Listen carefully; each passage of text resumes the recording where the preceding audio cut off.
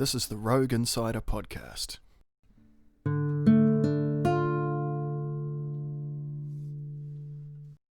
Theophrastus says that Xenophanes of Colophon, the teacher of Parmenides, supposed that the first principle, or the existing universe, was one, and neither finite nor infinite, neither changing nor changeless. Theophrastus allows that the account of his views belongs to a different inquiry from the study of nature. For Xenophanes said that this one universe was God. He shows that God is one from the fact that he is the most powerful of all things.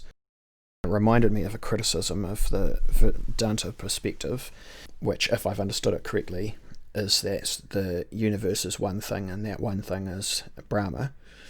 And the criticism was, if the point of Hinduism is to reunite the individual with Godhead, then we are already not separated. So what is being united with Godhead? And to preempt one opposing argument, that the illusion still remains, that we are part of the Godhead, but we have to overcome the illusion that we are not part of Godhead in order to become part of Brahma again, or to recognise that we're a part of Brahma. But if that's the case, but if it is the case that everything is already Brahma, then that means that illusion is part of Brahma as well. So if we are in the illusion of believing that we are not part of Brahma, we are still no less a part of Brahma than if we believe that we are part of Brahma. So in fact, no gain is made by the supposed reuniting of the individual with Brahma by the overcoming of illusion. Anyway, I suspect you have something to say about that, so let's get into it. Well, as an individual, as a piece of a whole, looking to overcome illusion and reach unity with Brahma, essentially you're undertaking a process of awakening your awareness to the point where it is so expansive it can encapsulate all of possibility, because that's what Brahma is. It's you know when you're drawing a house, you've got your architectural drawing and you have the width of the house, and you draw one of those lines and it has an arrow with a little line in front of it showing from this point to that point. So Brahman is just that for all of what's possible, saying from between here and here is everything. And if you have a liberated mind, then you have the capacity to imagine and perceive the scope of all. But it's one thing to perceive the scope, it's another to actually bear witness to it and be present to it. So the one who can perceive would be a Brahmananda, and then the one who is present with it all is a Brahman. Okay, I don't understand something about it. If Brahma is everything and everything is Brahma, then all things are Brahma across all aspects of existence. So to say that we can be united with Brahma by our realization of this fact suggests to me that the existence of Brahma is limited to a sensation that the human body has about its a kind of internal experiential existence, which seems like a radical reduction in scale for a god. Well, it's not just about sensing with an organ. I mean, are thoughts a sense? If you're going to marry thought and sense together, then all of a sudden that reduction is as expansive as it was. Well, I suppose it all comes down to this other question, which both Western and Indian philosophy deals with, of whether or not the world is inside the mind or the mind is inside the world. Or, as I suspect, the mind and the world are codependent in some major way. And the details of in what way they are codependent creates the conditions for consideration of how that influences our relationship to this supposed Brahma. Okay, well, how about we use the personalization, which the Vedic system, not Vedanta, because it focuses on the strict logic, but the Vedas in general, it uses personal analogy and metaphor. So we look at the relationships between, say, Durga and Brahman, right? So Brahman is Durga's the consort essentially. But Durga ends up, making out with Shiva more, but prefers to spend time. It's kind of a strange dynamic. But anyway, Durga spends time and enjoys the company of Brahman, but gets it off with Shiva. So, uh, essentially, what you've got is Durga being the origin of everything, that is also the creator and the spirit that permeates all. And then you have Brahman, which is so expansive that it can witness and join in presence Durga. So Durga enjoys the company of Brahman because she is seen. So I thought one of the major disagreements between the various branches of Hinduism, which in the old saying is, a million small religions pretending to be one large one. All patched together, right. Yeah. I thought one of the major disagreements was which god all of the other gods are a part of. So some branches say, Brahma is the big god and all of the other little ones are aspects of him. And then others say, no, Shiva is the ultimate entity and they're all a part of him. And then others say, no, Krishna is the kind of, the truly divine aspect of the universe in which all others are sublimated. Well, I would, being a human and understanding pleasure, if I had to choose, I would always choose Krishna because that is the most satisfying in relation to the human experience. But in terms of logical argument, well, they just gendered them. One system saying, well, you've got this directive force that defines how the universe is going to be. You've got the actual living nature and replicating flow of creating what it is and perpetuating it, which is, in a feminine sense, Durga, but they also give it a masculine as well. And then you've got the expansive nature of encompassing all of possibility. And so you have this sort of strange marriage between all these abstract concepts through all of them. And I think they just want peace among their various religions. And they use stories to tell of relationships, and then people identify with certain stories, and that happens to be how they make peace. I don't strictly treat any of them as being correct, because how the hell, unless you're going to break it down through pure logic and say, okay, well, they're just two names for the same thing. But when people talk about Brahman, for example, they don't say, well, Brahman is everything, is Brahman encapsulates everything that could be within, and within that is what we have. So Brahman permeates everything. But then that's not the story they tell about Brahman. But that's not the story they tell. That's the story they tell about Durga. And they say Durga is actually the essential everything that actually creates all the gods. Yeah, I would be more sympathetic to the idea that Hinduism is a overbranching conglomerate religion focused on making peace between the various Indian subcontinental peoples, if the history of the various Indian subcontinental people wasn't constantly punctuated by warfare. It seems that in the place of functions, they put personalities. So there's a directive, there's a creative, and there's a regenerative. Well, this perfectly matches my understanding of what a god is, which is that god is a category. Let me take a step back.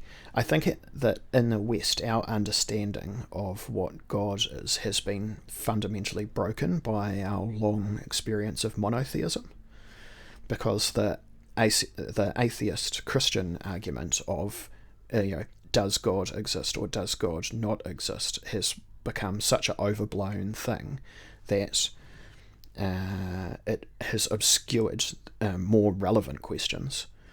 If you adhere to the perspective that there has been a descent in religiosity from a time when everything was experienced as divine to a time where polytheism ruled and all things were considered to have their own internal gods. The world is full of gods in the early one of the early Greek philosophers said that, to a time when there was a polytheism where there was a few major personalities that ruled all of various aspects of the universe, to a time when there was just one single divine entity, to the time when now there is zero, and you regard that as a period of degeneration. Then if we go back to the time of the two varieties of polytheism, it seems obvious to me that what our understanding of a god is anything which is larger than a human being, mysterious, and affects us. So if I can make the claim that God is a category, then that perfectly fits with the suggestion that you were making, that these sorts of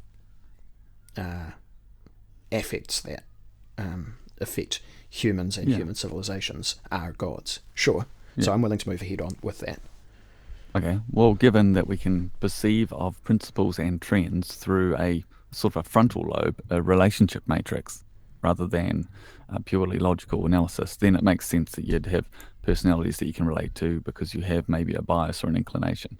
But so perhaps some people are inclined towards a more directive nature, and so they end up worshipping or aligning with Shiva or perceiving of him as the greater. And other people are more into regenerative principles, and perhaps they're into Vishnu. And then others who are looking at comprehending and cognizing and perceiving of and moving to philosophy and the greater ability to perceive from many people's minds, and they are inclined towards Brahma.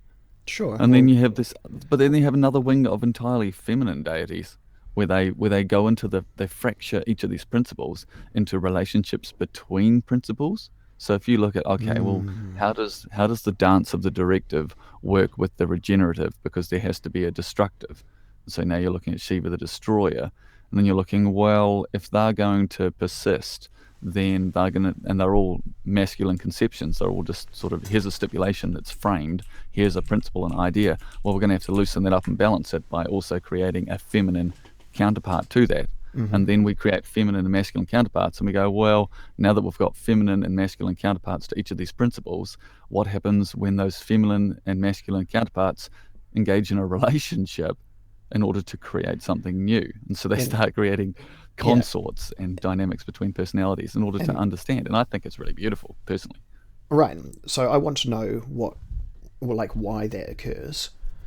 But also I want to point out, Shiva has his wife, Parvati, but he also gets it on with Kali. So, what if it can't just be that there is a single feminine principle which is elucidated in a relationship with a masculine principle? Because if that was the case, there would be only one complementary feminine goddess. So there must be a variety of feminine principles that are elucidated through the embodiment or narrative of these beings.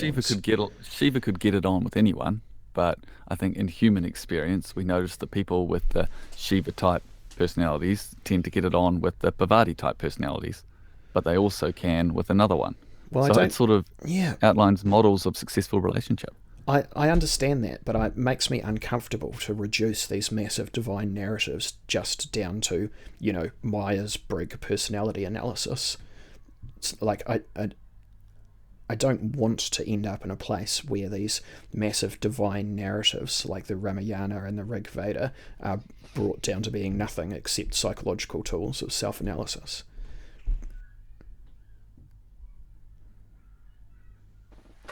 Okay, well, I can just look at a little excerpt from it, and we can go from there. Although I can perfectly accept that if we're talking about all-pervading narratives, then we shouldn't expect ourselves to not also be pervaded by those narratives.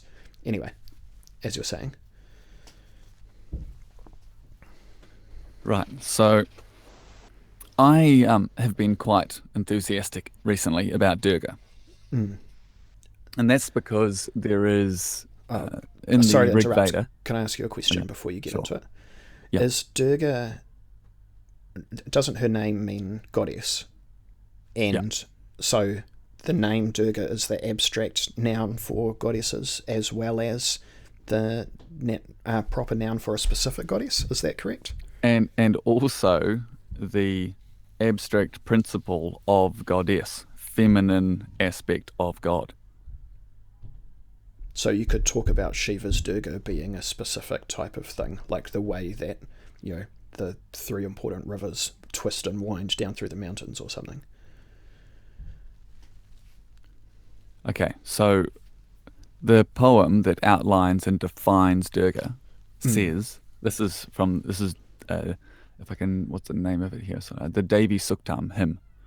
Anyway, there's a particular line that says, I bend the bow for Shiva, that his arrow may strike, for whatever purpose. So, I mean, you can look at it, maybe it's a phallic reference.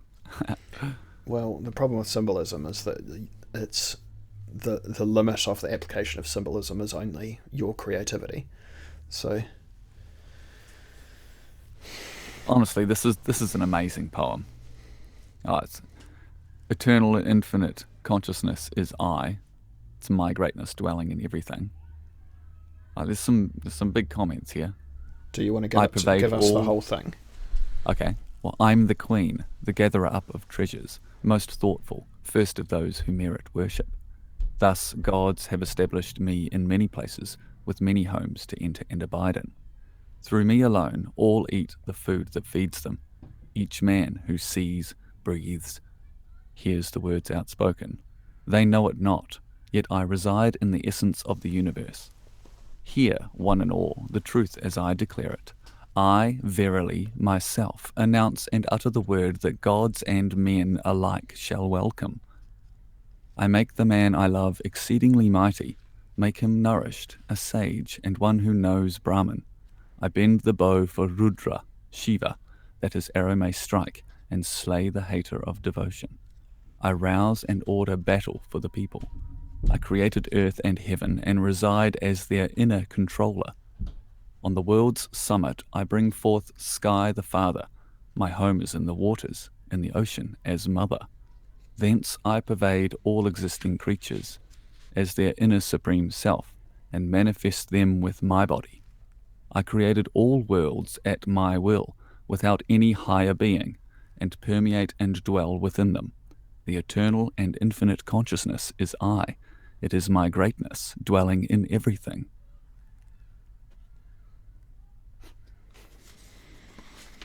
This is kind of the top dog. I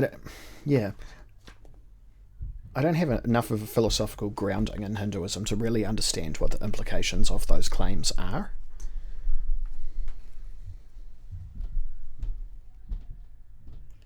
Let me give you a verse from Against the Mathematicians by Sextus Empiricus. What a gorgeous name. And the goddess graciously received me, taking my right hand in hers, and she spoke thus and addressed me. Young man, companion to the immortal charioteers, with the mares who carry you as you come to my house, I greet you. For no evil fate was sending you to travel this road, for indeed it is far from the tread of men, but right and justice. You must learn all things, both the unwavering heart of persuasive truth and the opinions of mortals in which there is no true trust. So there's multiple connections between this pre-Socratic verse and the verse about Durga that you gave us, right?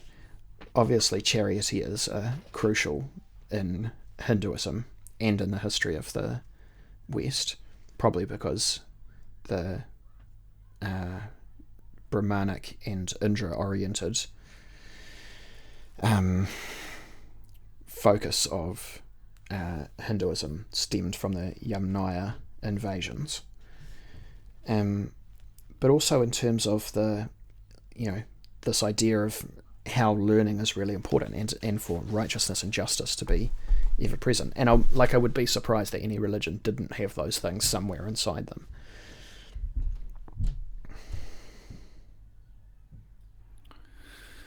Then to apply a human aspect of a will, it's one thing to be a living inspiration, like, the onwards more maxim of life itself replicating, or an impetus of an exploding Big Bang, right?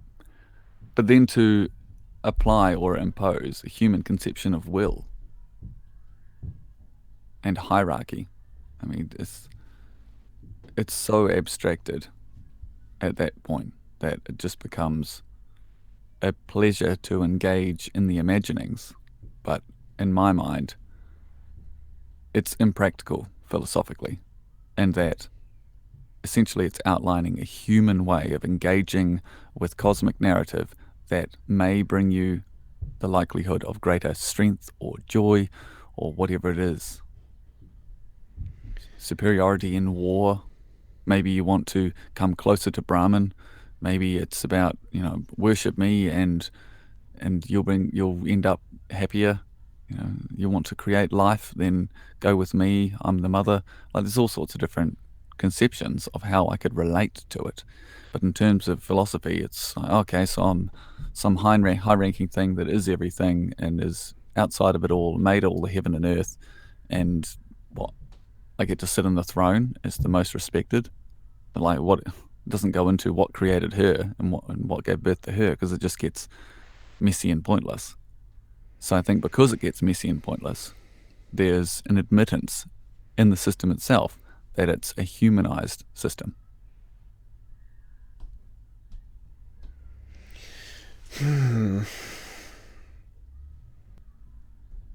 No doubt there are aspects of Hinduism, large aspects, that are concerned with what in the West we would consider humanist philosophies. But it has to be admitted that there's also a strong current of anti-humanism in some parts of Hinduism, right? You're talking about the majority of the Vedas being a personalist metaphor and the Vedanta at the end being impersonalist, the sort of logical and philosophical analysis.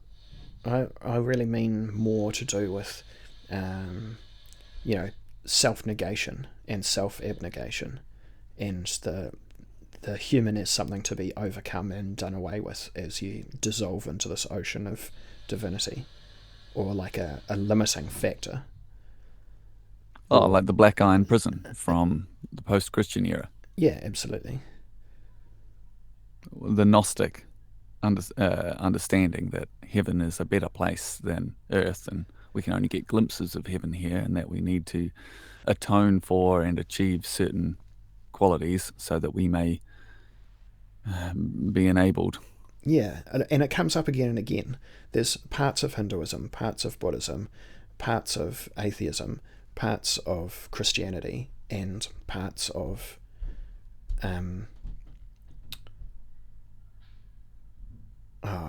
I've lost the words. But anyway, my point is that this kind of Gnostic pattern is repeated, of this idea that there's some fundamental flaw in existence that needs to be remediated, and that's why there's and that's the purpose of religion, right?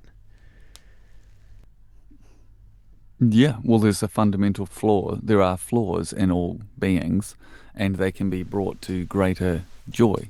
I mean, as embodied by the conception of Krishna, the Supreme Personality of Godhead, you cannot resist being seduced by his beauty and the pleasure of his presence, simply because he is everything that you like.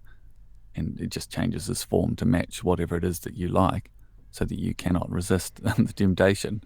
So we can be brought closer to a state where living is more pleasurable if we engage with and integrate and incorporate the wisdoms of the whatever religious tradition it is. Yes, they're all built around trying to make man better, but better for what? Better in their own enjoyment of life, but also better in terms of the society being stronger. So can you thin out in your basic understanding of Hinduism, can you thin out the parts of it that are designed to make the civilization more competitive in the long term? Well, I think it's pretty obvious that sense of not placing too much importance on the self, and rather focusing oneself towards the kind of beneficial outcomes for the society that you're a part of, this kind of... It speaks for itself. Yeah, it's pretty straightforward, right? This focus on compassion and concern for others. Right. Well, it must be advantageous for that culture, considering that culture and religion endured for so long. Well, it certainly isolates a larger question of, why aren't there any atheist societies? Because they don't have a system of teaching ethics. Yeah, although there are atheist ethics, and there are systems for teaching atheist ethics, but there doesn't seem to be any societies in which the central thrust of the society is atheist ethics. Now, some of our listeners, I'm sure, will say, I'm pretty sure the West is atheist, but the obvious counter to that is the Christian argument that the West is just running on the fumes of leftover Christianity that's in the tank as it spirals down into its own degeneracy and destruction. Well, that's a big topic.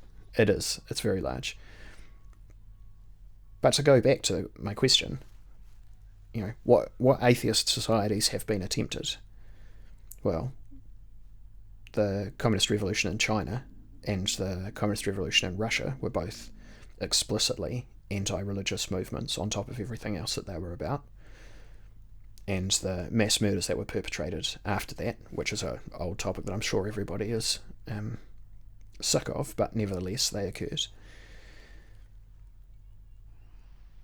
And it seems like every other, aside from Russia, China, and the West, it seems like every other nation has a religious justification and a religious direction and a religious mode that it operates within.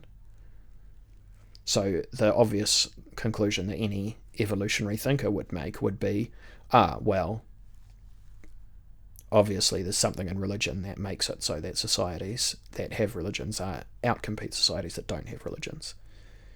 Well, that seems evident now in terms of population growth and trends. But yeah, orthodoxies are great at that. They unify people under a certain ideal, and if that ideal happens to include a system that is conducive to population growth, then I guess over time things will just speak for themselves. Yeah, there's also an inverted version of this argument that I have to acknowledge as well, though, which is that the atheistic currents in Russia and China both stem from Marxist social theorizing, and that Marx is a Western analyst, so therefore all of the kind of primary social attempts at atheistic societies root back to a single cultural context, which is too suspicious to be just brushed over, right? And I don't want to get involved in this simplistic, atheism is also just a religion critique, because that's too simple to be true to my tastes anyway. But when I speak of Christianity, I try to use atheistic interpretation so that I don't offend atheists. Well, it's useful to be able to converse in as many modes as possible, but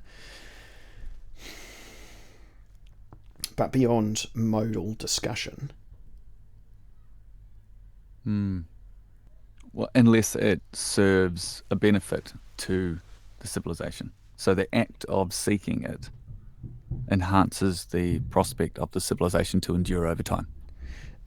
But I think most religious people would find the idea that the purpose of the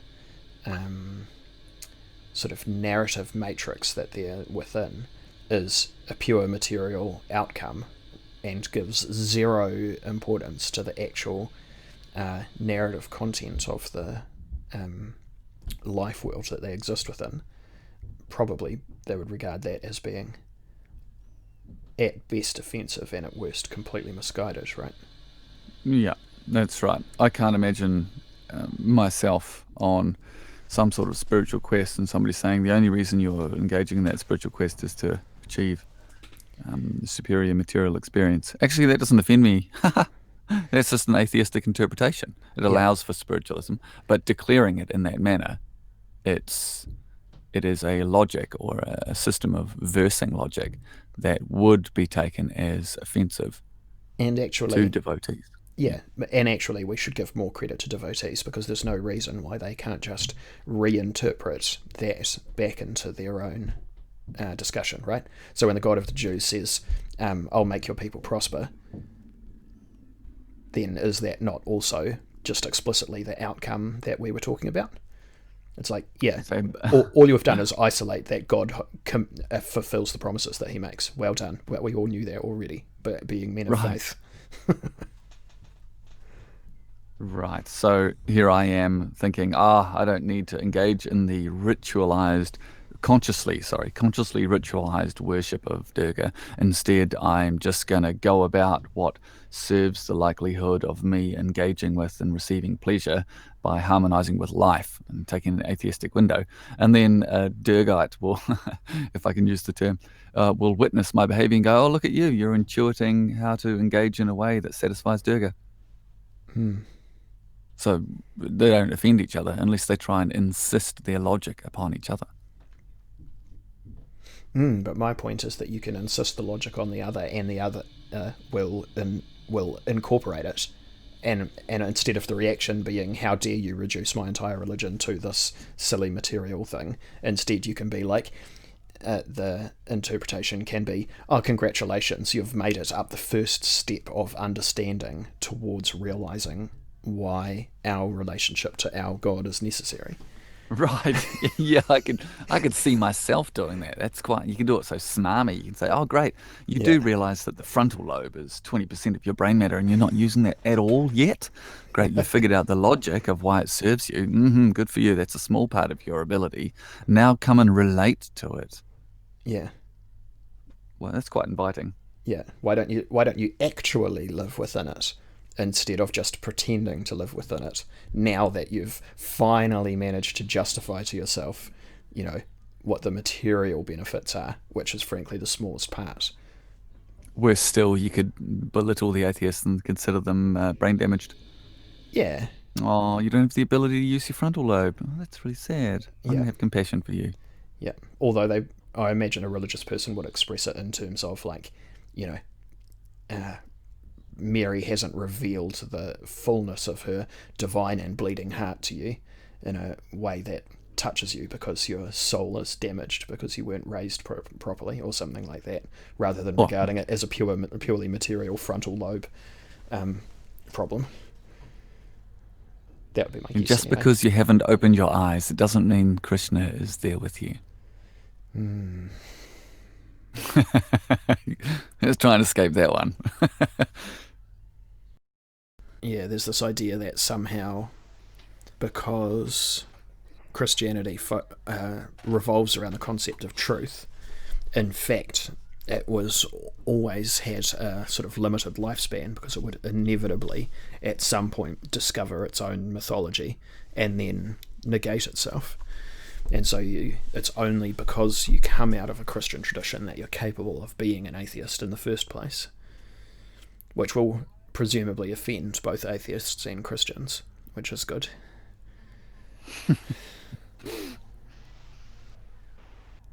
Fascinating proposition. Are there no other cultures of truth, like as in synthesizing truth out of?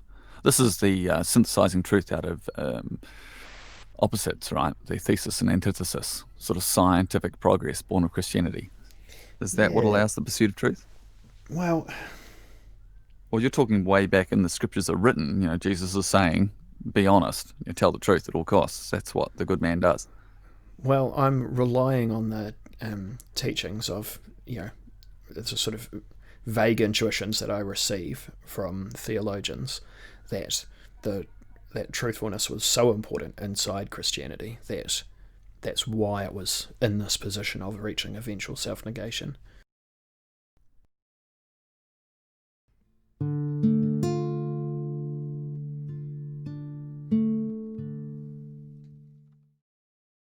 You have been listening to the Rogue Insider podcast.